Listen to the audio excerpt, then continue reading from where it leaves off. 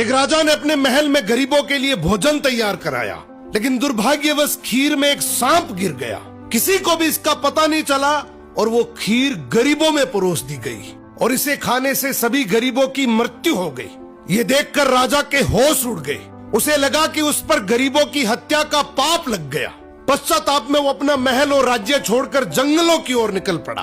उसने सोचा कि शायद तपस्या से उसे इस पाप से मुक्ति मिल सके। चलते चलते वो एक गांव में पहुंचा। गांव के चौपाल में बैठकर उसने पूछा कि क्या इस गांव में कोई ऐसा परिवार है जो सादा जीवन और भक्ति में विश्वास रखता हो। गांव वालों ने बताया कि यहाँ एक भाई बहन रहते हैं जो बहुत ही सादगी और भक्ति से जीवन बिताते हैं। राजा उसी घर में ठहर गया। अगली सुबह राजा ने देखा कि वो लड़की ध्यान में बैठी हुई है। आमतौर पर वो जल्दी उठकर घर का काम और नाश्ता बना लेती थी, लेकिन उस दिन वो काफी देर तक ध्यान में लीन रही। जब वो ध्यान से उठी तो उसके भाई ने कहा, बहन आज तुम देर से उठी हो, घर पर एक मुसाफिर ठहरा है, नाश्ता कराकर उसे जल्दी भेजना था।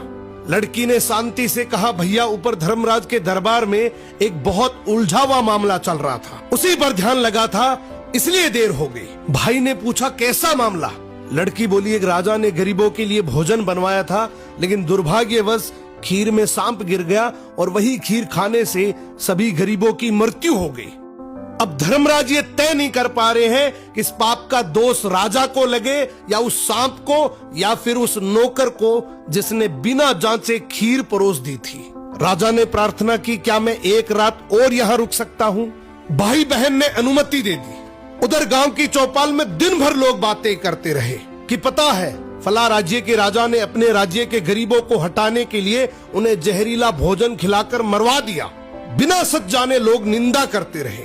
अगली सुबह लड़की फिर ध्यान में बैठी। ध्यान पूरा होते ही वो अपने काम में लग गई। राजा ने उससे पूछा, बेटी अब बताओ गरीबों की मृत्यु का पाप आखिर किसे लगा?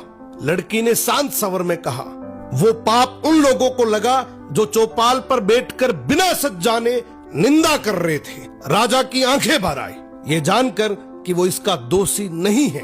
जिंदगी में याद रखना, दूसरों के पाप गिनने वाला इंसान अक्सर अपने सर पर सबसे बड़ा पाप उठा लेता है।